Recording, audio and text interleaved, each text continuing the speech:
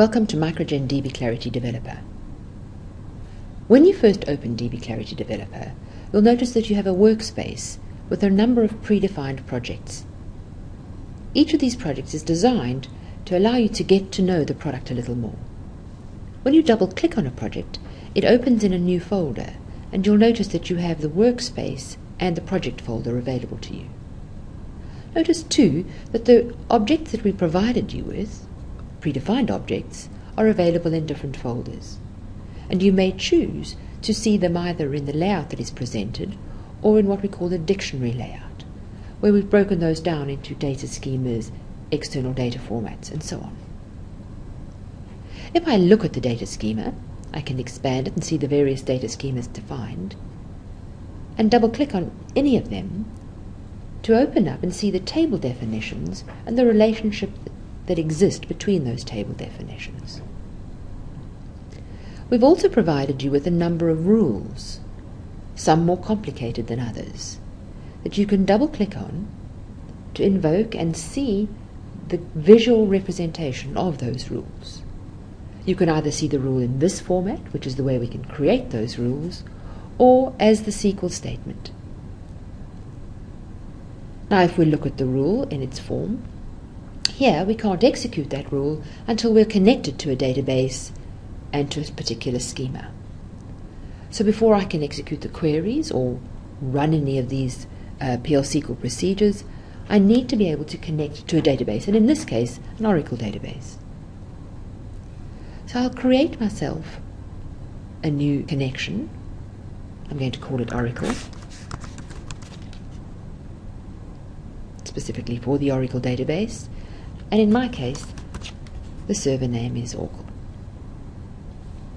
I can now connect to a particular schema.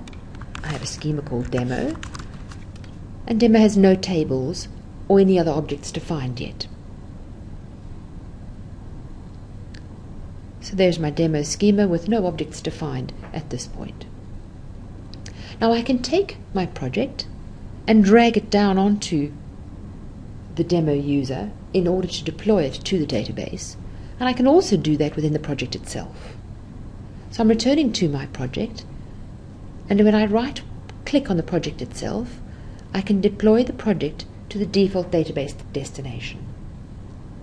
If you want to know what the default database destination is, we can look at the settings, and mine has remembered that I've used Oracle Database Server before and the schema demo before.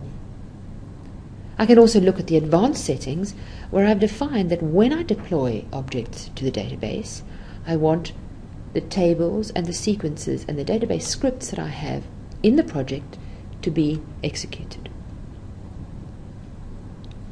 Let's look at the database script that we have provided.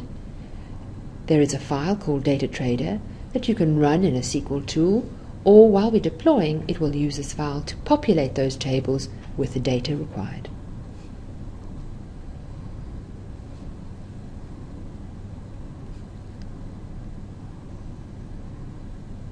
So I'll deploy my project to the default database destination.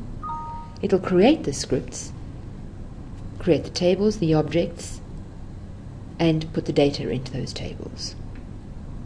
So I should now be able to connect to that database and to that schema and execute my query. Now in this particular query, I'm going to select information from a data source called product. I'm going to filter the information based on the unit price and the given price when I populate with a parameter of a given price. So let's execute that query. I can specify that the given price is, for example, 100.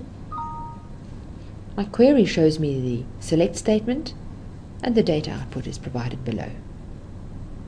You can now go through the other examples that we have provided and review each of those and the SQL that is associated with them.